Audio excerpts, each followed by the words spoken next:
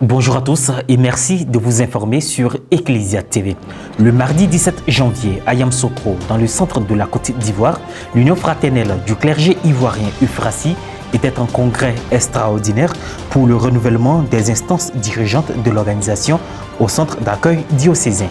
Les pères Louis Bernard Tébi et Mathias Agnero ont été élus respectivement président et vice-président de l'UFRACI. Un atelier de renforcement des capacités des professionnels des médias sur le plaidoyer du cancer du col de l'utérus s'est tenu le jeudi 12 janvier au Musée des civilisations d'Abidjan-Plateau. Organisé par la coalition des organisations de lutte contre le cancer du col de l'utérus, cette session invite les participants à s'impliquer dans la lutte contre le cancer du col de l'utérus. Après plusieurs mois de report, l'Union fraternelle du clergé ivoirien UFRACI, réunie en congrès extraordinaire au centre diocésain de Yamoussoukro, est enfin parvenue le mardi 17 janvier 2023 à élire son président. Le père Louis Bernard Tébi a obtenu les voix nécessaires pour être élu président de l'organisation cléricale. Commentaire Morel Pouty. Organiser la prise en charge du clergé de façon à ce qu'il vive décemment et accomplisse efficacement sa mission, c'est organiser la prise en main de toute la vie de l'Église pour un meilleur service dans la société, a souligné Monseigneur Ignace Bessi Dogbo, archevêque de Korogo et président de l'épiscopat ivoirien, lors du 30e congrès ordinaire de l'Union fraternelle du clergé ivoirien UFRACI, qui s'est déroulé du mardi 12 au jeudi 14 juillet 2022 au centre diocésain de Yamoussoukro dans le centre de la Côte d'Ivoire. À cette rencontre devrait se tenir le mercredi 13 juillet 2022 le renouvellement des instances dirigeantes de l'organisation présidée par le père Kassiboua Daniel et qui a été reporté à l'unanimité. Près de 6 mois après, l'Union fraternelle du clergé ivoirien UFRACI s'est réunie le mardi 17 janvier 2023 au centre d'accueil diocésain de Yamoussoukro pour son congrès extraordinaire électif en présence de Monseigneur Boniface Ziri, évêque du diocèse d'Abengourou. Un bureau des sciences a été mis en place par le comité ad hoc avec l'approbation des congressistes conformément aux statuts et règlements intérieurs de l'UFRACI. Le père Louis-Philippe Amako, aumônier de l'UFRACI et président de séance, a procédé à la vérification des différentes candidatures. 116 participants étaient présents et ont procédé aux différents votes. Le clergé, les membres de l'UFRACI et les fidèles catholiques ivoiriens connaissent enfin les noms de la nouvelle équipe dirigeante. Les résultats ci-dessous ont été obtenus. Nombre d'inscrits 116, nombre de votants 116, bulletin nul 0. Pour le poste de président, le père Louis Bertrand Tébi a obtenu 66 voix sur 116 et le père Mathias Agnero 50 sur 116. Pour le poste de vice-président, le père Mathias Agnero a été élu par consensus. À la suite du père Jean-Noël Enviré, Monseigneur Boniface Ziri, dans son allocution, a remercié les participants pour cette démarche synodale. Nous sommes ordonnés prêtres avec des artisans de prêtres, de communion et de fraternité sans frontières. Merci pour cet exemple que vous donnez dans vos différentes paroisses. L'acceptation de l'autre, l'humilité, le partage des idées, la maturité, la fraternité sincère, l'écoute, l'ouverture, l'abandon des préjugés et le respect des uns envers les autres. C'est cela la résonance pratique de la communion et du marché ensemble.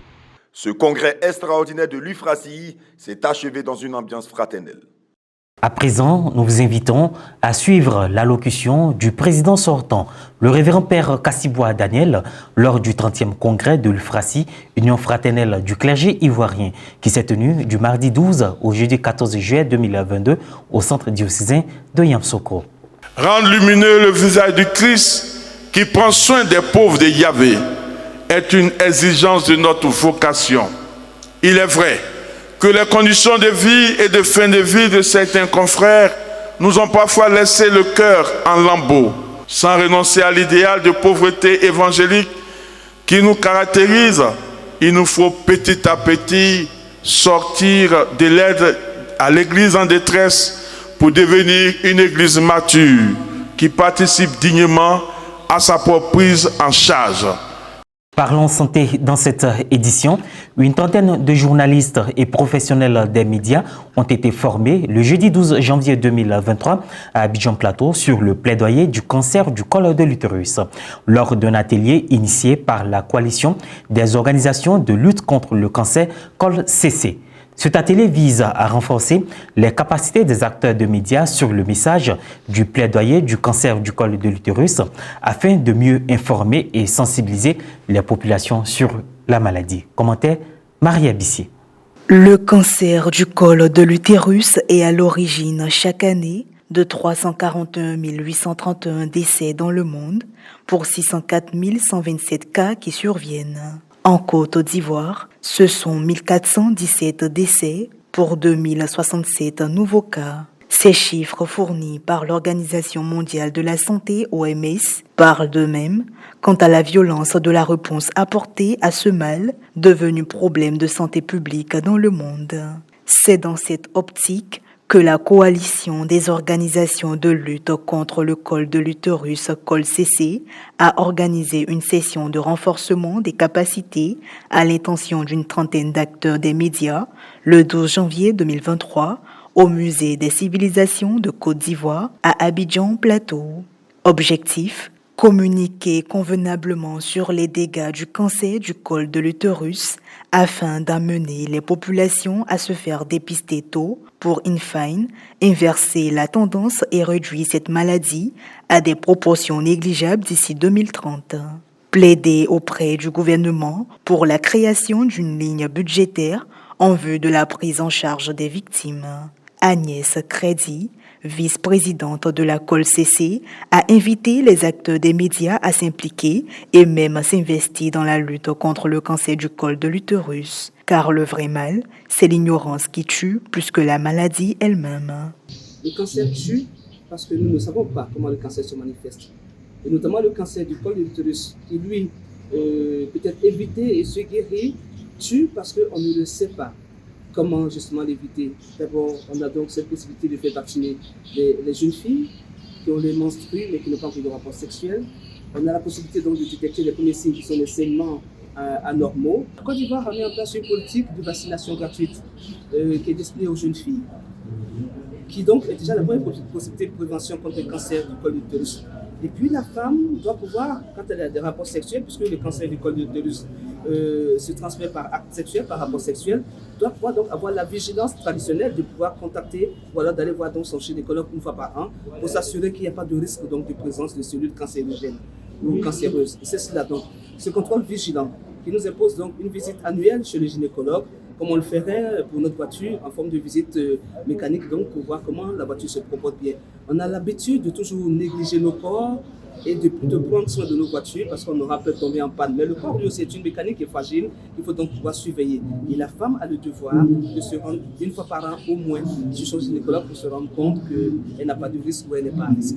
Fatou Fadiga, présidente de la COL-CC, a remercié les partenaires de son organisation pour leur appui constant à la campagne de sensibilisation de masse. S'agissant du cancer du col de l'utérus que nous parlons aujourd'hui, nous avons la chance d'avoir une maladie qui peut être éliminée, qui peut être évitée. Et donc, je ne vais pas vous dire que vous, les journalistes, vous, les hommes et dames des médias, vous êtes un maillon essentiel dans ce combat. Vraiment, je vous en prie, engagez-vous. Déjà, le fait de venir aujourd'hui, c'est un bon signe. Selon les formateurs, il convient que les femmes ivoiriennes se fassent dépister pour se mettre à l'abri des mauvaises surprises. Et voilà, ainsi se referme cette édition. Merci de votre attention. Merci de rester sur Ecclesia TV.